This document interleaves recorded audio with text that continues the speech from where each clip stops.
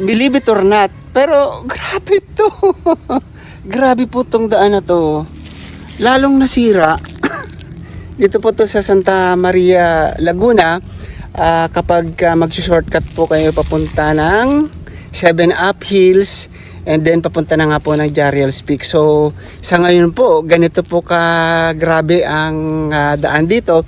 At ayun po sa mga napagtanungan ko, doon po sa kabilang daan ay pinagbabawal na ang mga truck dumaan kasi nga po aayusin yung tulay kasi baka bumagsak. So dito na po pinapadaan yung mga truck, mga delivery truck. Ang lalaki po ng truck. Mga nagdi-deliver daw yun ng buhangin. Kaya dati po kung ito ay rough road na po siya, lalo pong nagrabe sa ngayon.